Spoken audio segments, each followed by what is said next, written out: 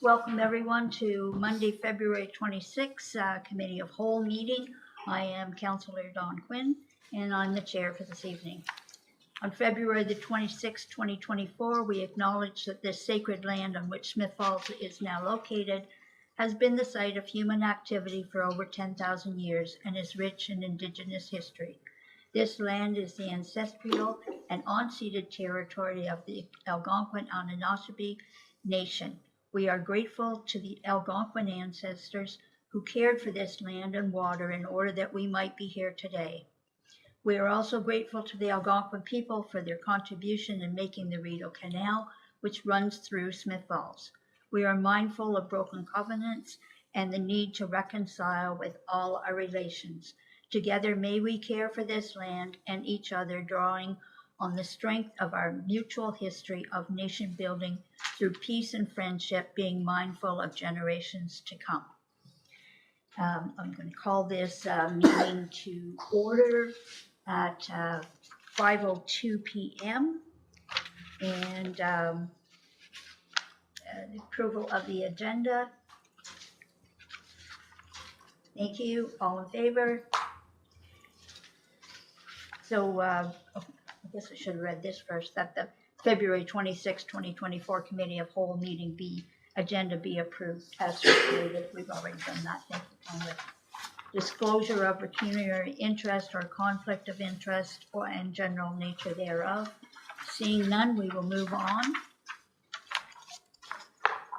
Approval of minutes, that the minutes of the February 24th, 2024 Committee of Whole meeting be approved as circulated. February 5th minutes. We have,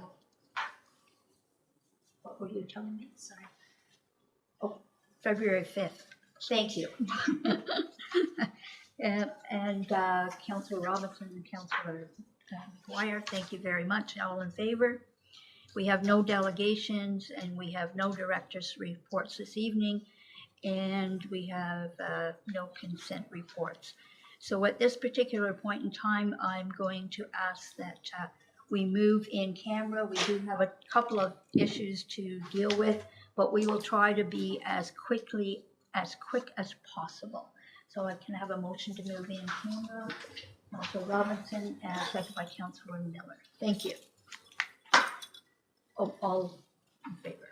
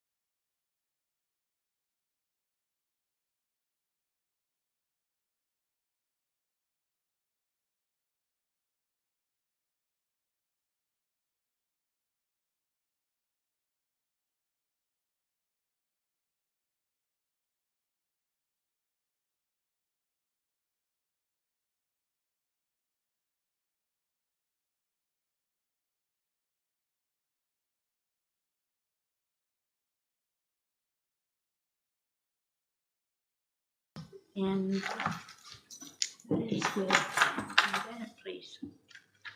Good evening. You may recall I was here a couple weeks ago to bring forward this report. Just to review it again, this is something that's came forward it's part of the Employment Standard Act that states that we have to have an electronic monitoring policy. The Workers for Workers Act received royal assent in April of 2022, requiring greater transparency from employers to establish and share policies with employees respecting how they are monitored, including computers, cell phones, GPS systems, and cameras. The Town of Smiths Falls is committed to abide by all obligations set out by the Employment Standards Act, and this policy will describe how, why, and in what circumstances the Town of Smiths Falls, as the employer, may electronically monitor employees. The policy will ensure safety and security of all our employees. So I'm seeking support from council tonight to bring this forward. Staff have been shared the policy at different staff meetings in 2022 and again in 2023, and to date we haven't received any comments. So following council support, if it is adopted, then we will do a education with our staff and share the policy with them. Are there any questions, Councillor Miller? No. Sorry, I just was keeping thumbs up. Councillor. Thank you, Madam Chair. So I'm supportive of the policy. Thank you. I had a question. I know it's not prudent to talk about any, let's say, mitigation or policies that govern our cyber attacks and things like that. It's assuming they're well in place. I just wanted, and internet fraud, those sorts of things. I just want to ensure that the policies are harmonized, so that they don't, one policy says you can do something, because I get this one, but I assume that there's another one that manages our risks in that way, and that they don't, one says you can do it and one says you can't. Or, so if you just tell me that there's no conflict, then I'm happy. Yeah, so no, certainly we'll make sure they're harmonized and we do have protections in place. Thank you. Thank you. Any other questions? No. Thank you, Nadine. Thank you. The next one is lighting of municipal assets policy report. Clerk Costello, please. Thank you. Bringing forward this report this evening to see if council would like to adopt a lighting and municipal assets policy. So as council recalls, over quite a few years now, we've had multiple requests for lighting of our water tower. Currently, those requests cost about $500 per request, and we've hired an outside contractor for a boom truck to do it. Since that time, as you know, we're looking at the future of our water tower, and Director Clark has also started, as you've seen, lighting up our band shell, and right now we're having work done in the exterior of the municipal complex to light it as well. So the policy's been written so that any future requests to light up the water tower, well, we wouldn't light up the water tower, we would light up the bandstand as well as the municipal complex. I'm going to say technology, they put lights on that has any color that you can imagine, and it's dealt with strictly on a phone. So it's done instantly. There's no boom truck, there's no filter required. It's pretty instantaneous once it's programmed into community services cell phone. So requests would still come through the clerk's office. We would manage those requests through staff. It would be on a first come, first served basis. Of course, we would try to work with applicants if we had people where dates were overlapping each other. But it is a much swifter process and not as much cost for the municipality. Questions? Councillor McKenna, please. Madam Chair, and again, I support the policy. I wonder, we're silent on the projection of lights. We're talking about using lights affixed to the buildings, and there's a lot more projection of images through special events on and if on the municipal assets. So I just wondered if, when we update this, or if we could look at that, if you know what I'm talking about, either they're moving or they're fixed images. You can display all sorts of things on the side of our buildings or on our municipal assets that aren't fixed lights. So the policy silent on that, but it's called the lighting of municipal assets or something. Yeah. So it goes broader. Or our bridges or, so it's limited. So I'm just wondering if are people familiar with what I'm talking about? Project onto the side of a building as opposed to, that's what the water tower was. We didn't turn the switch on. It was projection, so it's silent here. So. Councillor McKenna, or McGuire, I'm sorry. Thanks, Madam Chair. No, I agree with Councillor McKenna, and I want to have a bigger conversation before we put Christmas lights on everything. I was really surprised to see the Christmas lights on the town hall today, and I know that I like the idea of saving the money. I like the idea of making it more practical, but it's a designated heritage asset, and if these lights are permanently installed, that would constitute a modification. And I just don't understand what the bigger picture is. I know the last term of council and the strategic plan, lighting up with the projecting lights like Councillor McKenna talks about, the railway bridge and the falls and different assets in town.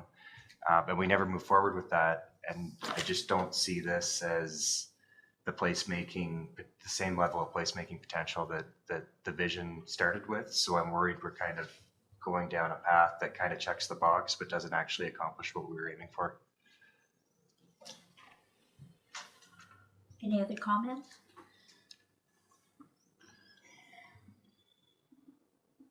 Sorry. Yes, Yeah, sir. thank you, Madam Chair. So, so all good points. I think the immediate or core purpose of this policy was just to talk specifically about lighting assets for a particular cause, not so much for ambiance or anything like that. So we didn't necessarily talk about the method of lighting something. It was more, what should we light up for those special occasions and those to make a statement for a particular organization. So at its core, it was just meant to respond to that. But you've raised some good points about lighting other assets.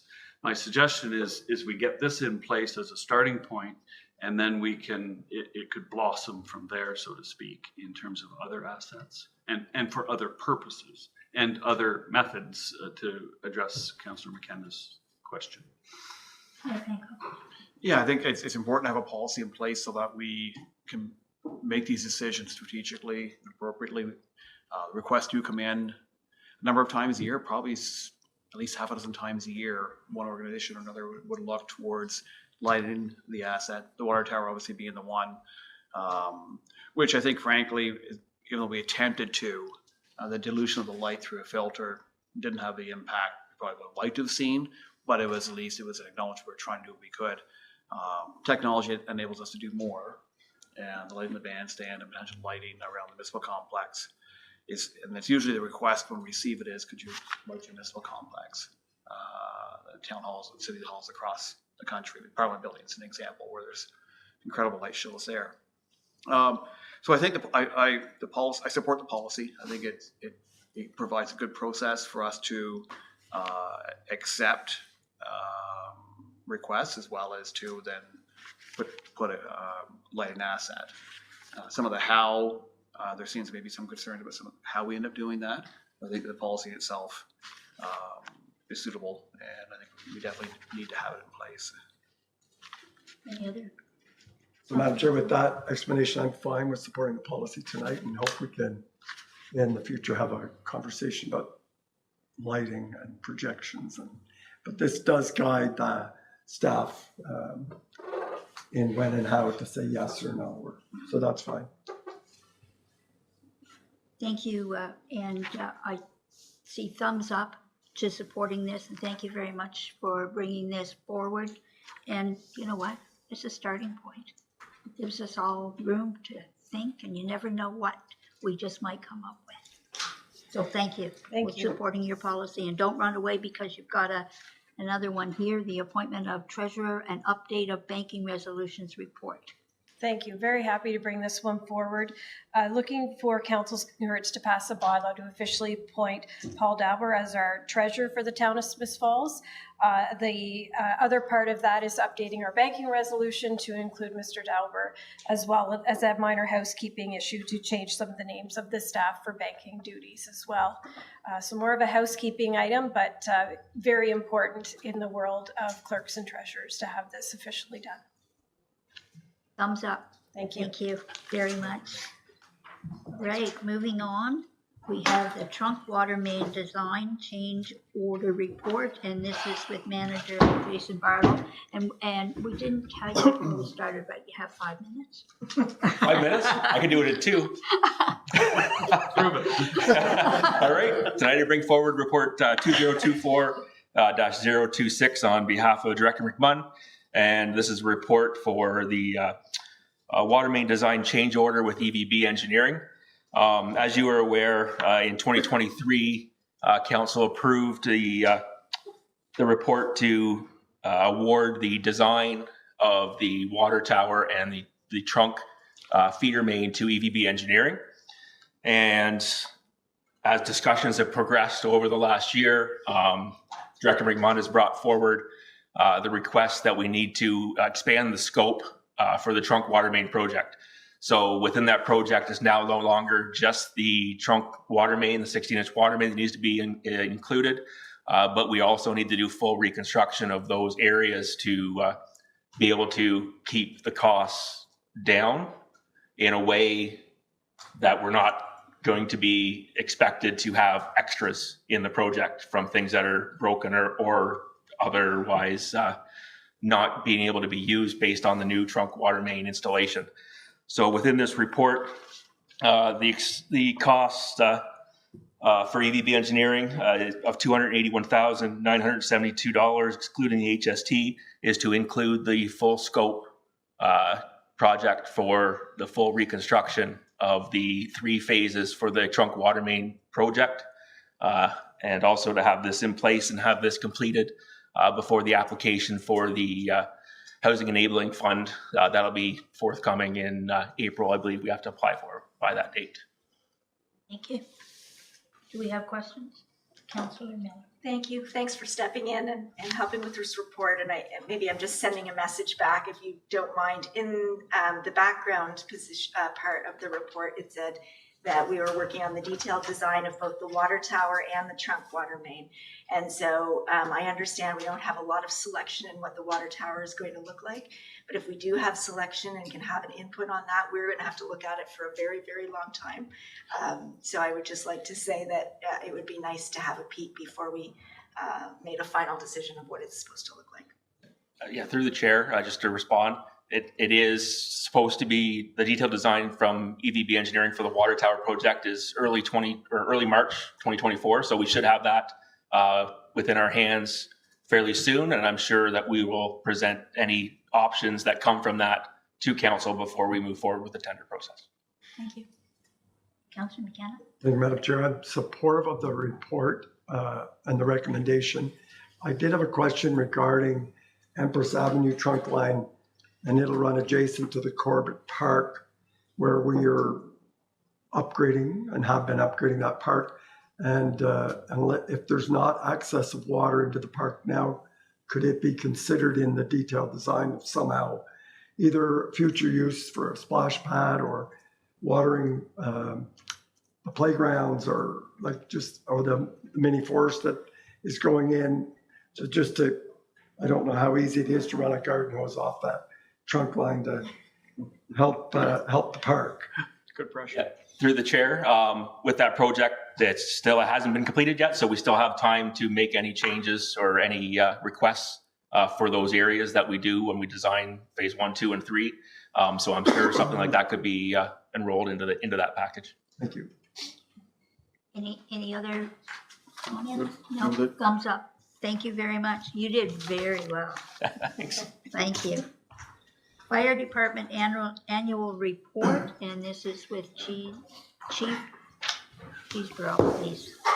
And do I tell you you only have 5 minutes? No, it's all right. It's going to be a fast report then. Thank you, Madam Chair, members of council.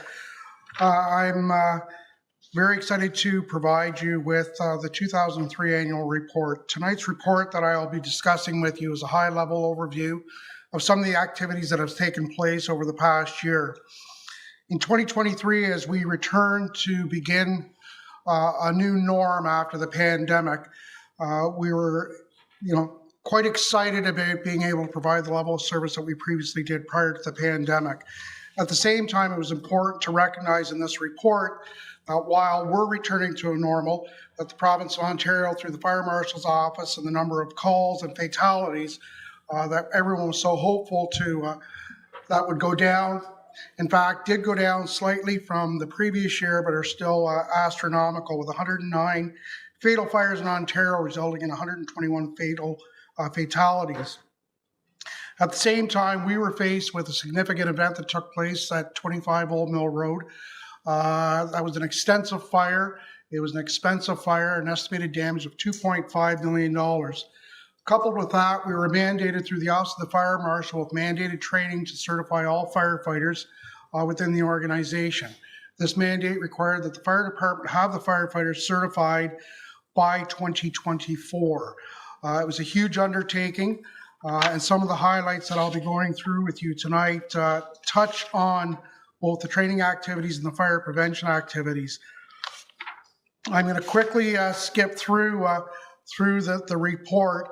I'll start with the fire prevention. It was important that the first line of defense that's been established by the province of Ontario and the Fire Marshal's office is for public awareness and public education.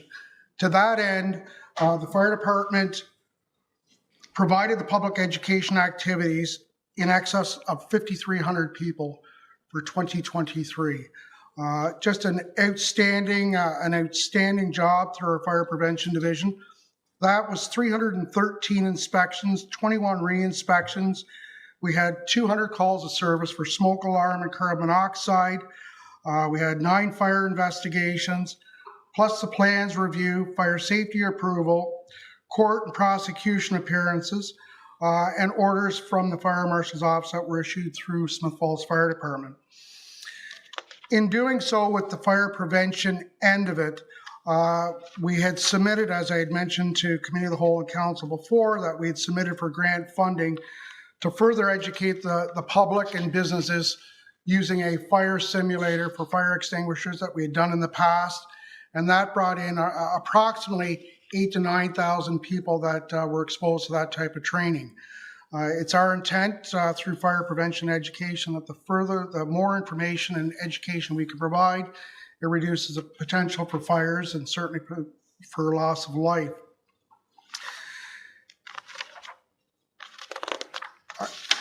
One of the major items that the Fire Prevention Division has been faced with this year is a number of calls for hoarding situations.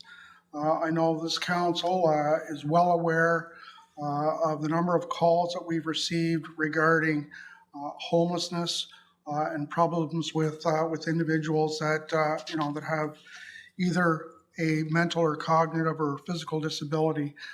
This has resulted in the fire department being involved with a lot, and to that end, we had a situation today that resulted in one person being transported to hospital. And again, it was due to some contents contained within the building, and it just drives it home that closer to home, that the more inspections that we can do, the more prevention that we can do, the more times that we're out in the general public and more accessible to the public to provide these levels of service, it's gonna naturally reduce the number of calls that we get.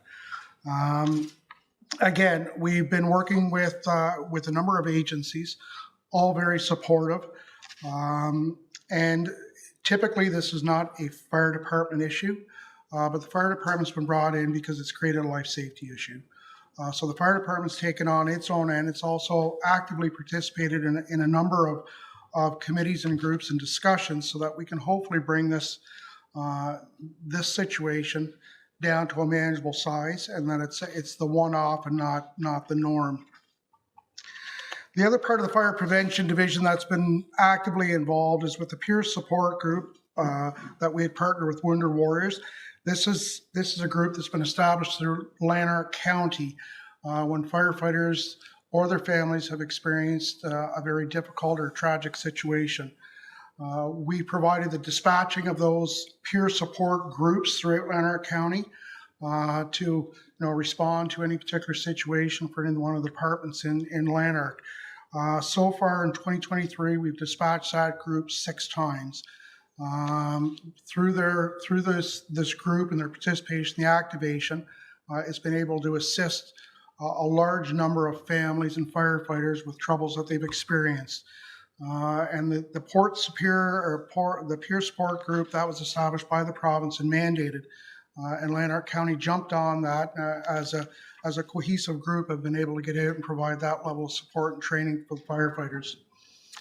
Training this year, as I'd indicated, due to the 2024 mandate and the other mandates that have been brought in, provided 2,304 hours of training this year just to Smith Falls. An extraordinary amount of time spent in training, but it's necessary training, and it's to bring the staff up to speed. It's for the recertifications and a number of other items that are coming in. So we've put together 79 training courses that the career firefighters and the volunteers have attended in 2023, which is a huge number for the size of the department we have. We also have an additional 30 courses that are currently waiting for 2024 to continuing the education for these firefighters and provide them with the ever-changing world and the ever-changing legislation that the Fire Marshal and the NFPA have brought forward. Our training division is not only trained in firefighter level 1 and 2, they've trained in the life safety educator, public information officer, incident safety officer, an incident management system, as far as including the rapid intervention team. So there's a tremendous amount of training that's put in that's posed not only to the career staff but on the volunteers as well. There's no distinguishing what the requirement is for volunteer or full-time staff. The training topics throughout the year have been a wide range, not only the ones that we have to recertify for, but the new ones coming in. And that, the gas detection training and the auto extrication, forcible entry, these are items that are an annual event. The electric vehicle is a new one that's growing in strength and traction as we move to the greener society. There's a number of training sessions that these firefighters and certainly our training officers going to have to take to be able to provide that level of training. We've conducted a number of emergency scenarios, both in the building and other buildings, to provide that real life experience. It's tough showing someone a picture on a screen and there's a bit of smoke and this is what it's going to look like and this is what it's going to feel like. The ability to take them into an actual scenario and give them a real life training just adds weight and credibility to what we're trying to enforce and what we're trying to give to the firefighters. Part of that training has been included for the full-time staff and certainly the new dispatch center. As we continue to look at the dispatching center, with the brand new radio equipment that the company that we purchased it from, Intertalk, will be coming down this month for a formal sign-off and media release, as we are one of the first departments in this part of Ontario that has taken on that new technology. Part of the new technology is going to incorporate taking the data that we put into the system, being able to extract that and provide the graphs and charts and information that are extremely important both to council and both to the public to know exactly what the fire department's doing. To give you a broad example of what's gone on in 2023, we dispatched 4,725 emergency calls to the departments we dispatch for. On top of that, the number of phone calls that have been made both by our dispatch center, by our administrative lines, and receiving through those emergency lines, 16,000 phone calls. So that's incoming and outgoing, with the majority being the outgoing calls. So every time there's a major event, we know that there's going to be 20, 30, 40, 50, maybe 100 calls per that event. But these are all recorded events on each of those phone lines. And we put that in perspective when we take a look and said if that was built over 365 days, that's 45 phone calls a day, either coming in or going out. So it's extremely, extremely busy when we're looking at those type of numbers. With the transition to the new radio system, in the package that I had provided you, gives you a brief description of the new system, what the capability is, what the new system is going to look like, what the old room looked like, and what the new room would look like. It looks like, and I would certainly invite members of council to come down and take a look at that room. That part of that room, or a good portion of that room, not only from council, but was received through the grant funding for the transition Next Generation 911. I'm going to bounce around a bit here, sorry. The next item that I've tabbed in here, so I don't have too many tabs, was the emergency preparedness and the amount of work that's gone into the EOC, certainly with our clerk and deputy clerk, assisting in that, getting the cameras up in there, the TVs up in there, being able to have a functional emergency operations center, which has enabled us to be compliant in 2023, although I don't think the mayor or I have received the letter yet, but we've received confirmation that we were compliant. We've conducted a various number of exercises in there. We've done our tabletop. We had the military in for their exercise, which they brought in some military from the United States, which certainly put a different perspective on how we operate as an emergency operations center and what we do in a state of emergency as opposed to what our neighbors to the south do. Saying that, some of the money that was received through the grant funding has also enabled us to be able to have continuity of communications in our EOC for the fire department and for the police department. I don't want to jump to the financial just yet. What I wanted to, the next item I want to talk about is through our logistics department. We've been extremely fortunate through the support of council that we've been able to acquire state-of-the-art extrication equipment, state-of-the-art ice water rescue equipment, and mandated equipment replacement, whether it be helmets, bunker gear, or whatever. To that end, we've expended a substantial amount of money in these items, which enable us to do our job. It also enables us to be able to use those pieces of equipment, either through demonstration for the general public, and during our fire prevention. So it's all tied together. It looks fragmented when you're looking at a report, but it's all part of the same picture. When we talk about the community involvement and we talk about the Firefighters Association, they've been involved right from the get-go. They're the social extension of the fire department. While they don't deal with the operations side, they deal with assisting in fire prevention. They also are out there doing, the MD telethon, the boot drive, the polar plunge that's going to be coming up, and a variety of other charitable events, whether it's the Christmas train coming into town. And there's a very detailed list as to what they contribute to the organization. It's important that they have the social aspect to be able to do that outside of the fire department. But they must be a member of the fire department to be a member of the association. The last item that I want to touch on before there's any questions is the financial report that we put forward. So the general revenue that's been received through our dispatching contracts through Lanark County contract alone at $227,000. And then we have six additional contracts, for the additional revenue, along with our automatic aid agreements for Drummond North Elmsley and for the Township of Rideau Lakes. We also have incorporated in the financial report the sale of the 2 vehicles that were sold for $27,400 and the money that's generated through the cost recovery of motor vehicle accidents, fire marquee, through the insurance companies when responding to fires, emergencies at people's houses.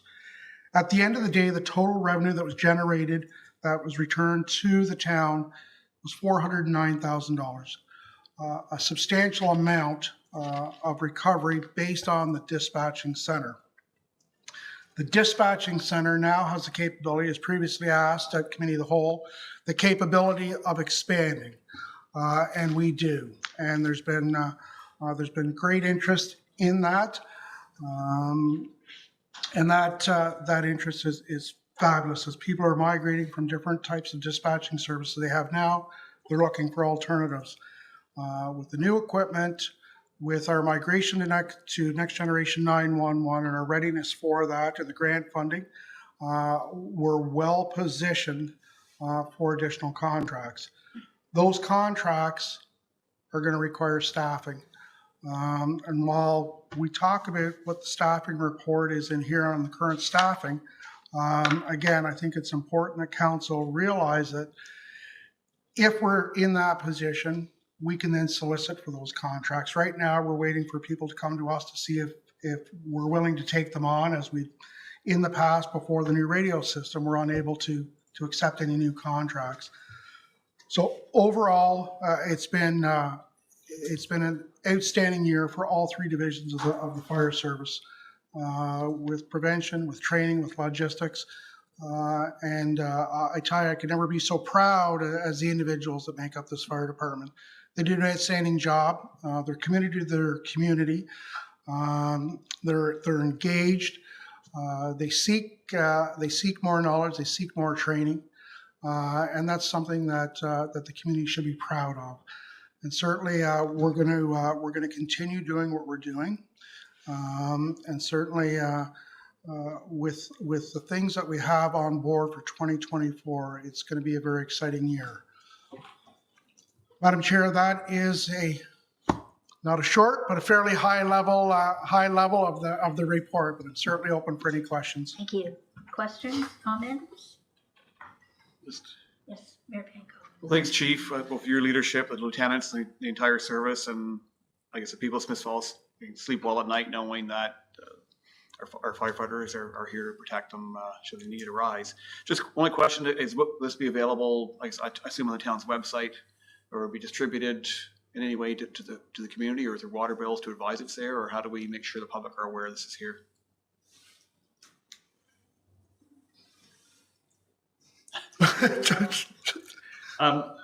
So I would answer that by saying the full corporate annual report will be coming forward as well.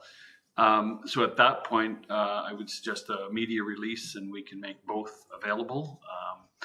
We'll get back to you on the timing of the corporate one, but we can certainly make it available on the website as early as tomorrow. But I think a media release would help direct traffic and know where to find it. Okay, thank you. Councillor McKenna.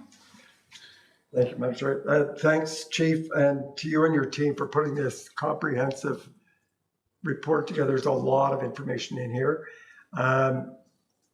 I know it's something I was looking for, and it's terrific. If it's a lot of work, it's something that you could do a big one every couple of years, but it really is terrific. And it did prompt a couple of questions.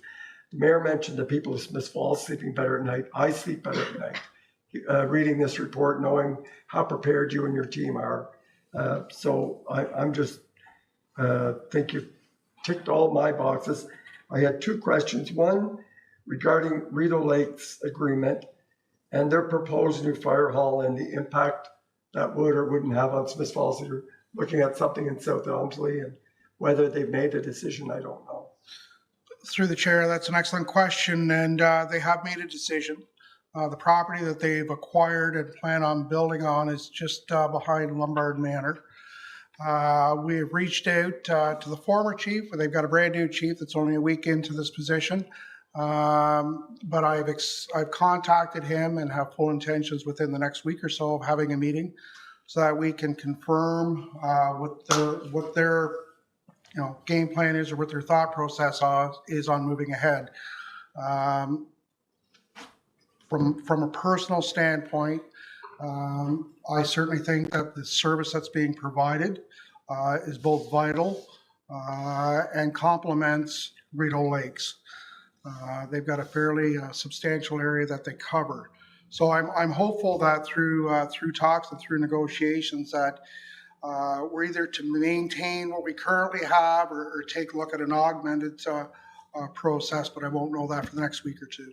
Thank you.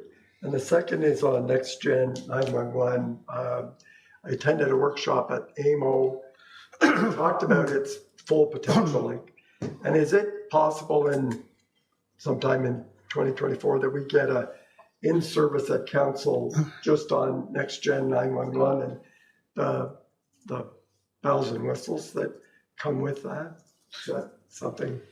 Through the chair, yes, we could provide that. And just on that point, we've gone through 4 training sessions with the province on the process and how it's being done. To date, there's one department in Ontario that has done the switch over, that's Toronto. So the total, understanding of the impact, how it's going to affect current operations or how messaging and pictures are going to be received isn't known. There's certainly the thoughts out there, but until they've actually brought in, various departments, dispatching centers, we're not going to have a true understanding of what the total impact is. We can suspect that there's going to be an increase, but again, that's we're only guessing right now. There was thought about reaching out to Toronto to say, have you seen an impact in calls? Based on the number of calls that Toronto sees, that could be a hit and miss on any given day. So we didn't do that. And we're looking at our transition within the next few months is when we're scheduled, unless it gets put off again. I wasn't thinking about after. I've just wondered what it. We're province is investing. We're investing time, and what is it offering? So and there's no hurry, and it's only if committee wanted it. So I'm interested to see its potential, not after when it's implemented. You're going to know a lot more. But what are they promising? Why are we doing it? More of that. And through the chair, just a quick high level on that. We're going to be able to pinpoint cell phone coverage. We're going to be able to pinpoint people using lat and long. We're going to be able to receive text messages. We're going to be able to receive pictures. We're going to be able to have, more direct communication with callers and get information that we currently don't have the capability of doing that. It's also going to provide backup phone numbers, which we don't get on cell phone coverages.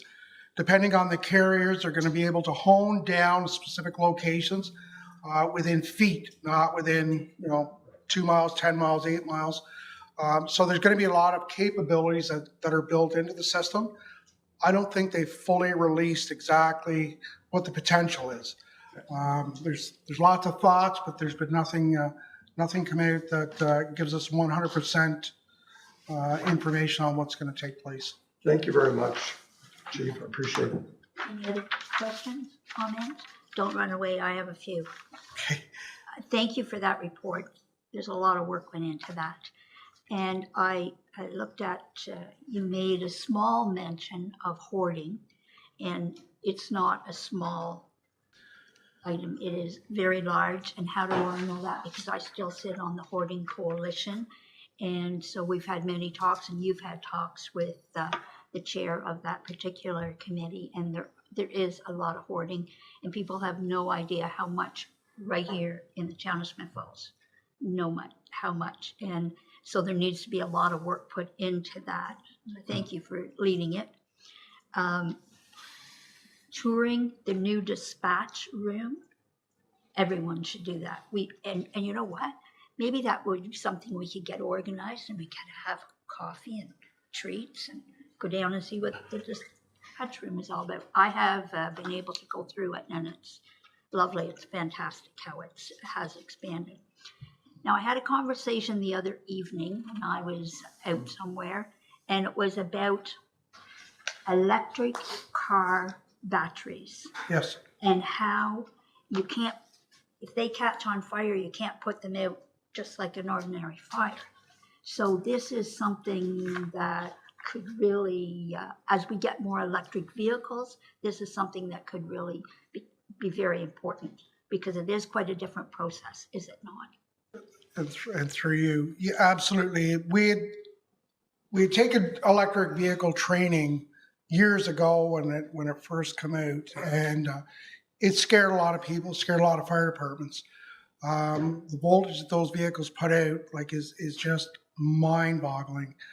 And to go through all the training on how to de-energize them, and every vehicle is different, but certainly the approaches to firefighting an electric vehicle are different. And again, that's part of the training that's scheduled for 2024 to enable the firefighters to know exactly how to approach it, what to do, what not to do. And it makes it that much more difficult when it's not a vehicle fire, but a vehicle accident. And dealing with that same high hazard, but now you've got, people inside and life safety issues. So that's going to be an extensive training session. The other part that we discussed the other night when I was talking about this, it's not just the fire department that has to be aware of this. It also should be our building department, because where people are going to be plugging in electric vehicles is very, very important, so that they have that particular area protected, so that, like, we have all kinds of plug-ins on the sides of our house. Maybe that's not where the plug-in for electric vehicles should be, because if you can't get it under control, then you could lose your house. So I can see a huge big picture here, and we are moving more that way. So that's something we need to become very aware of. Absolutely, and as CO Morris had indicated with the annual report, changes to the building code, changes to the fire code, changes to the electrical safety code that impact the organization and how we operate, and some of the policies and procedures that we go and guidelines, that will be incorporated. So I fully expect that as we inch closer to 2035, where we're all going to be in electric vehicles, that legislation for building code, fire code, and electrical safety will then be implemented prior to that. Thank you. And I can see how you're going to expand down there. I can see how the 911 is going to expand, and we are going to have to look at having more staff. So I really appreciate, and sure we all do around the table, you bringing all this forward to us so we can understand. And the fire department has been very visible, and it's really interesting when you see things happening and you're getting out there to our young people and you're teaching them what it's all about. So as they grow, then they can understand the fire department and what they do and how you're here to protect us. Well, it's important for the community to see the fire department outside of emergency situations. It's important that they're involved. It's important that they're approachable. And it's important that they're out there providing information. Just that, small little tidbit that they could be passing on to someone could have huge results. So thank you for those comments. Well, thank you for your report tonight. We really appreciate it. We also Madam Chair? staying here. Madam Chair? Oh, I'm sorry. Yes, Jay. Thanks. I'm really absolutely impressive report, Chief. Thank you very much. I'm really proud of my fire department, and someone said we sleep better.